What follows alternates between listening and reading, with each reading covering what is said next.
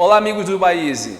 Hoje nós vamos estudar um pouco sobre a geometria das moléculas, tema importante no tópico ligações químicas. Vem comigo! Muito bem, gente.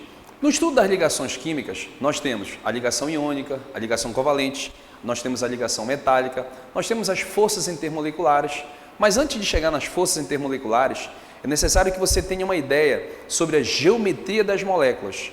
Geometria das moléculas que vai influenciar a polaridade dessas moléculas, indicando se você está diante de uma molécula polar ou uma molécula apolar.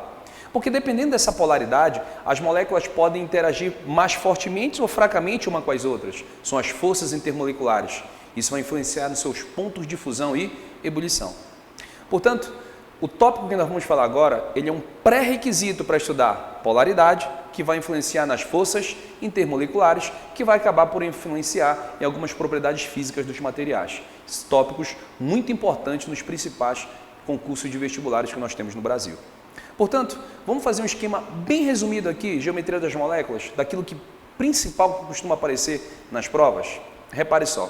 A geometria das moléculas, nós vamos dividir assim, os principais casos são a geometria linear, a geometria angular, a geometria trigonal plana, a geometria piramidal e, finalmente, a geometria tetraédrica. Essas são as principais, as mais importantes, aquela que a grande maioria dos programas cobrem, incluindo o nosso programa do Enem. O Enem também cobra essas geometrias. É claro que se você for estudar Olimpíada de Química, outros concursos, podem aparecer outras geometrias, mas está fora da nossa abordagem. Para os principais vestibulares, como o Enem, que é o nosso interesse, são essas geometrias que interessam. Então, cabe a nós sabermos identificar quando cada molécula cai em cada uma dessas geometrias, cada um dos casos. Vamos aqui. Para ficar mais didático, para ficar mais simples, como nós trabalhamos com moléculas pequenas, moléculas mais simples, eu escolhi dividir assim para vocês. Prestem atenção. Repare esse esqueminha. Sempre que você tiver dois átomos fazendo ligação covalente, pode ter certeza que a geometria vai ser linear. Pronto. Então, se você identifica dois átomos, HCl, O2, H2, CO, enfim, qualquer molécula que tenha dois átomos, né? Obviamente, estabelecendo ligação covalentes entre si, a geometria que vai ser é do tipo linear. Por outro lado, se você verifica que tem três átomos na molécula, eu já escolho para você aqui, ó, duas possibilidades. Estamos diante de duas possibilidades. Você tem a geometria linear e você pode ter a geometria angular. Mas, professor, como é que eu sei essa diferença quando é geometria linear ou angular, nesse caso aqui? Porque o primeiro, com dois átomos, ninguém vai errar. Com dois átomos, sempre será linear. E quando eu tiver três átomos, que é a mais de uma possibilidade? Em todos os casos que eu tocar para vocês, que houver mais de uma possibilidade, como para três átomos, linear ou angular, a diferença, o que vai determinar o tipo de geometria é exatamente a presença ou não de elétrons disponíveis, elétrons que não estão ligados no átomo central. Vamos falar mais fácil. Se sobrar elétrons no átomo central, você vai afirmar que a geometria vai ser angular. Por outro lado, se não sobrar elétrons no átomo central, a geometria vai ser linear. Então é desse jeito que você tem que pensar. Olhou três átomos, verifica. Se sobrar elétrons no átomo central, por isso esse Ezinho aqui do lado, aí a geometria vai ser angular. Caso não sobre elétrons, a geometria vai ser linear. Linear é exatamente a mesma geometria do caso que nós vimos anteriormente, para dois átomos. Quando nós tivermos quatro átomos, nós também temos duas possibilidades. Para quatro átomos, nós podemos ter a geometria trigonal plana e nós temos também a geometria piramidal. Repare que é muito fácil. Então, você vai identificar o número de átomos e você já consegue relacionar com as duas. Tendo quatro átomos, ou é trigonal plana ou é piramidal. O que define, mais uma vez, o tipo de geometria é a presença ou não de elétrons no átomo central. Se tem elétrons no átomo central, você afirma que a geometria é piramidal. Caso contrário, não existindo elétrons sobrando no átomo central, pode afirmar a geometria é trigonal plana. O que você, em hipótese alguma, pode fazer é identificar uma molécula, por exemplo, com quatro átomos e marcar uma opção linear ou angular. Aí não pode, não há cabimento. Se eu tenho quatro átomos, eu tenho que correr para essas duas possibilidades. E, finalmente, o caso mais simples, se eu tiver cinco átomos fazendo ligações simples, você vai afirmar que a geometria é do tipo tetraédrica. A geometria vai ser tetraédrica.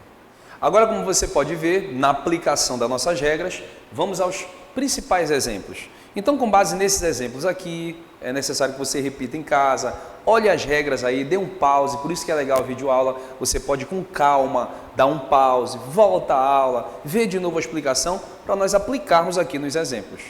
Então, como eu acabei de falar, nós dividimos em casos conforme o número de átomos. 2 átomos linear, 3 átomos linear ou angular, se sobrar elétrons no átomo central é angular, 4 átomos trigonal plano ou piramidal, quando sobra elétrons no átomo central é piramidal, e 5 átomos fazendo ligação simples é sempre tetraédrica. Agora, vamos ao principal, vamos aplicar. Eu já coloquei aqui algumas moléculas e vamos a cada caso. Repare só, o primeiro caso é o H2, o segundo é o HCl. Você consegue perceber que nesses casos são 2 átomos, então não há nem o que discutir. Com 2 átomos, você afirma que a geometria vai ser linear. Essa geometria ela é linear. Morreu o papo. Agora, quando você avalia o CO2, essa molécula você já percebe que são 3 átomos. Para 3 átomos existem 2 possibilidades de geometria que eu te falei. Para 3 átomos pode ser linear ou angular. Como no carbono, que é da família 4A, não sobra elétrons no átomo central, você vai afirmar que essa geometria aqui vai ser linear também. Essa geometria vai ser linear. Agora, quando você avalia a molécula de água, também são 3 átomos, mas só que já tem elétrons sobrando no átomo central. Então, para 3 átomos pode ser linear ou angular. Como sobra elétrons no átomo central, você diz que essa geometria ela vai ser do tipo angular. A molécula de água tem geometria angular. Aqui, ó, quando eu chego no SO2, também são 3 átomos, E para 3 átomos, sobrando elétrons no átomo central, que é o enxofre, você também afirma que a geometria é angular, assim como a geometria da água.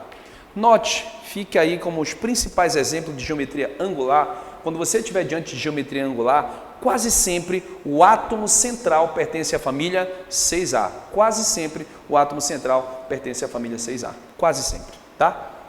Veja, HCN. Nesta molécula do HCN, nós também temos 3 átomos. Mas repare que nesses 3 átomos não sobra elétrons no central, que é o carbono. Então, você diz que essa geometria é do tipo linear. Pronto. Esses são os principais casos para 2 e para 3 átomos. Estão aqui os principais exemplos.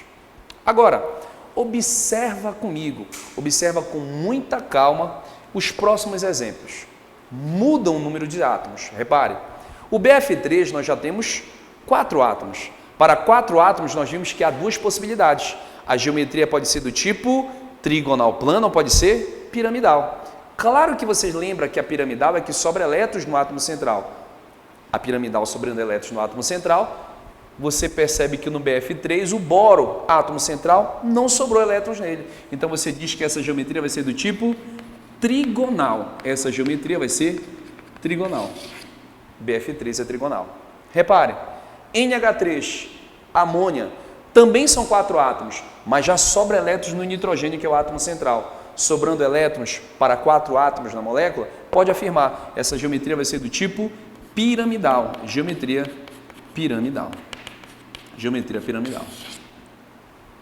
Quando chega no CH4, ficou fácil, gente. Ficou fácil pela nossa regra. Repare, total de átomos que nós temos no CH4, 5, fazendo ligações simples. Nem há o que discutir. A geometria aqui é do tipo tetraédrica. Geometria tetraédrica. E aqui, ó, SO3. Repare, quantos átomos nós temos no SO3? Nós temos 4 átomos. Para 4 átomos, é tetraédrica, pessoal? Não, não pode ser tetraédrica. Se nós temos 4 átomos, você já percebeu, você lembra que tem que ser trigonal plana ou piramidal. Como não sobra elétrons no enxofre, que é o átomo central, pode afirmar, isso aqui tem geometria trigonal, e trigonal tem que ser plana. Toda trigonal é plana. E aí, para fechar, para fixar realmente, né, para ver se você está entendendo isso, nós temos o SiCl4.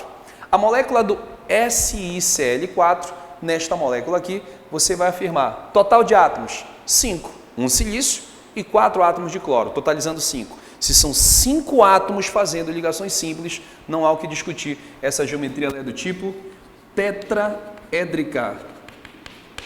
Tetraédrica, a geometria do SiCl4.